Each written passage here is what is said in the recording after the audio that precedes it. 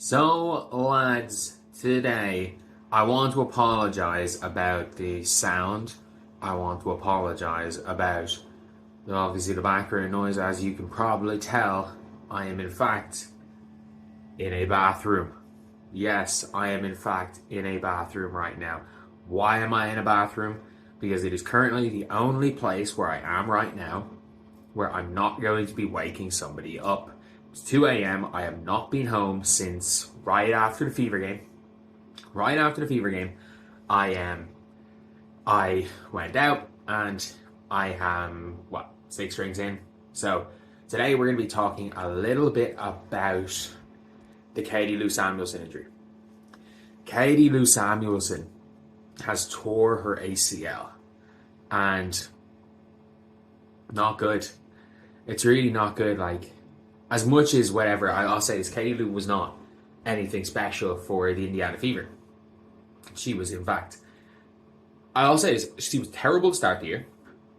Really good when she went to the bench. She shot 41% from three up to a point. Then she became a starter again. Couldn't hit a shot again. Problem with Katie Lou is she's got to be shooting plus 40% from three to be useful. Never done it. Katie Lou is realistically only still in the league based on U contacts. There's U contacts. And that's just, when we're talking about basketball, that's just the truth.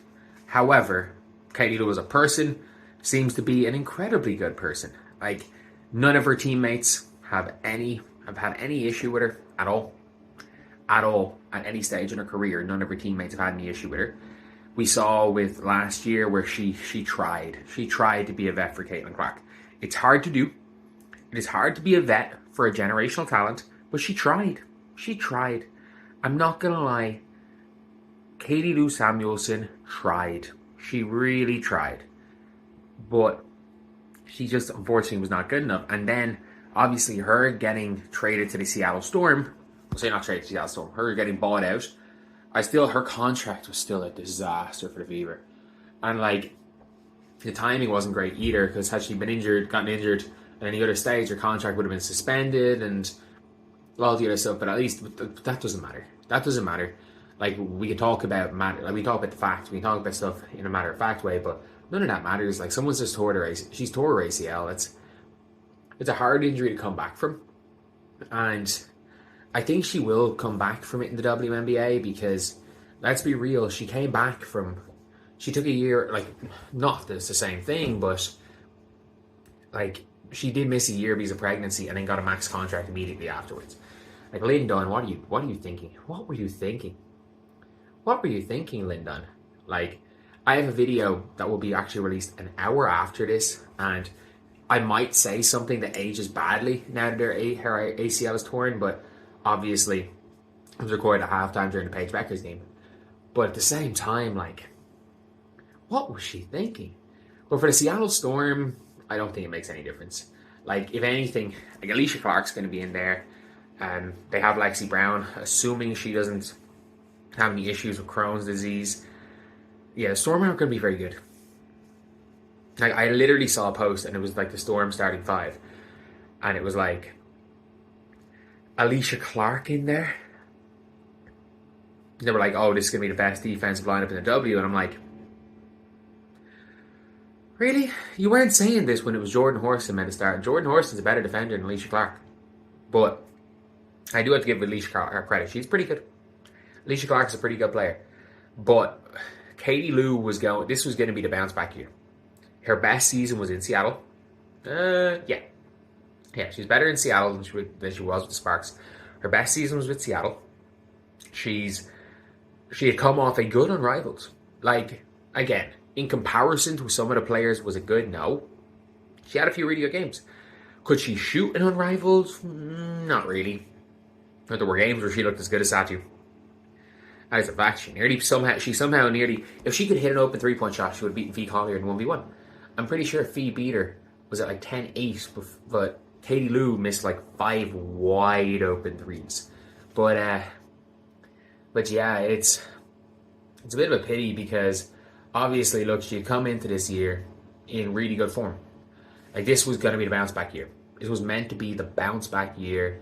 This was meant to be the year where she was going to kind of regain her reputation after the Indiana situation, because, like, again, I don't know. We've heard this enough times. Like, Indiana was meant to be the year where she bounced back, and Sparks was meant to be the year she bounced back.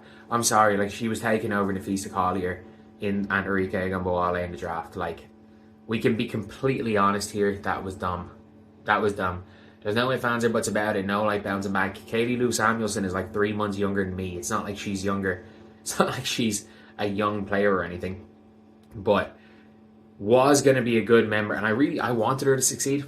I wanted her to succeed. I actually think both the Samuelsons are good players. I do think Carly is the much better player.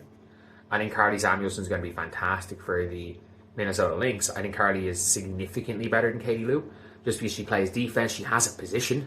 Katie Lou Samuelson doesn't have a position. She has the speed of a center.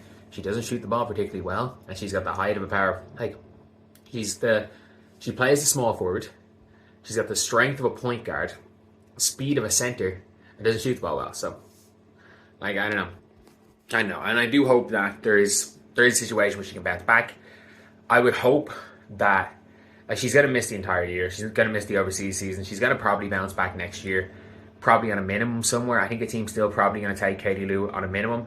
The positive thing is, I know she's missing the season this year. The positive thing is she didn't pull a Cameron Brink. Like, she got injured before the season, so she should be good to go in 2026. Whereas if you're Cameron Brink, if you get injured mid-season, or Nika Mule was the worst. Nika Mule getting injured right at the start of international, like, overseas season. You miss an entire year. But Katie Lou obviously going to be probably missing Unrivaled next year, which is not good, not ideal. Like, that's $250,000 easily down the drain. But I don't think they can suspend her contract. But even if they can, one big positive is that Katie Lou played in Unrivaled. If you guys don't know, Unrivaled have insurance on all the WNBA deals. Ooh, that's only if they get injured on Unrivaled, isn't it? I think it is, actually. But look, from Katie Lou's perspective financially, she's good because she got injured with the Storm. Had she gotten injured outside that, contract gets suspended, they don't pay her. Contract is fully valid now. Goes against the team salary cap, it kind of screws over the team, but at the end of the day, she gets her money. Actually, she gets most of the money from the Indiana Fever. The Fever are paying most of her money, let's be real. The Fever are paying the vast majority of Katie Lou Samuelson's money. But yeah, that is the video. Let me know what you guys think in the comment section below. And as always, I do want to apologize about the sound, but unfortunately, it has to be done. So tomorrow morning, I will be talking about the Cheyenne Sellers situation, breaking down a lot of other stuff in the game. But obviously, a lot of people in the comment section are asking about Katie Lou, so I'm going to be talking about Katie Lou. I'll see you guys.